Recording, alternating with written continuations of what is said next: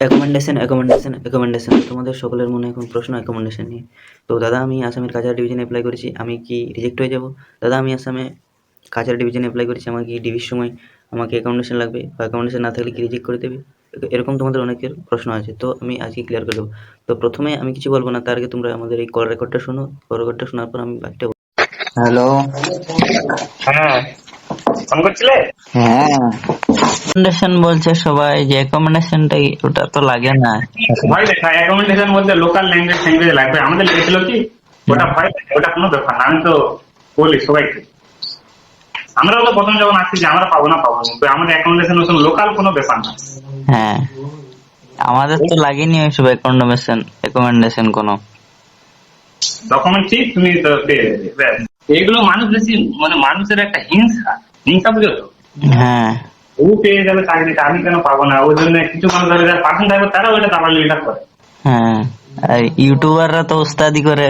প্রস্তাবিত তাদের আমি এগুলো জীবনে দেখিনি। ইউটিউব ওস্তাদি মারে, বন্ধুরা অ্যাকোমোডেশন ছাড়া তোমরা কিন্তু রিজেক্ট হয়ে যাবে। কি ও নিজেই জানে না অ্যাকোমোডেশন কি জিনিস। একবার দিবি ওর নিজের 30% নাম্বার আছে নাকি ঠিক নাই, তো ওদের কথা আমরা শুনি নিজের। কিছু কিছু ওদের নিয়ে লাগে, কিন্তু ওই যে মিস গাইড করলে আমার প্রচুর রাগ করে। সে যেই Guide করে তো বলে 33% সিলেকশন হবে, তুমি 70%। ওই যে তোমার আছে কি বলে রাজ একাডেমি, রাজ কি ফালতু ইউটিউবার, ওর শুধু GDS second GDS video upload. আগে সেন্টার ও কিন্তু ঠিকঠাক টোটাল তবু বলে না, দেখলেও মোটামুটি তো মাঝে মধ্যে দেখি, তো ওরা ঠিকঠাক বলে। কেউ পারফেক্টলি বলেই না জিডিএস নিয়ে, সব উল্টা পাল্টা বলে। ধরো এখন যদি আসামে এসে কেউ আমাদেরকে জ্ঞান দেয়, আমরা কি মানবো? আমরা যতই হোক প্রথমে ভয় করতাম, এখন কি মানবো কারো জ্ঞান? কেউ যদি ভাষণ দেয় যে ডিভিশন অফিসে অ্যাকোমোডেশন লাগে, তখন তো তাদেরকে আমরা ভাষণ দেবো।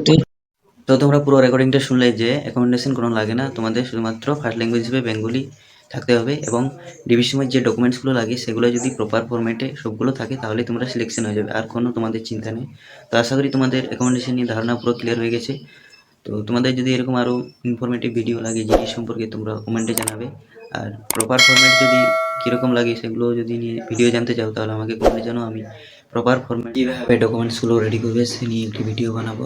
তো তোমাদের যদি এই ভিডিওটি হেল্পফুল মনে হয় তাহলে তোমরা তোমাদের বন্ধুদের সাথে শেয়ার করো, আর আজকে পর্যন্তই, দেখা হচ্ছে নেক্সট ভিডিওতে। Take care.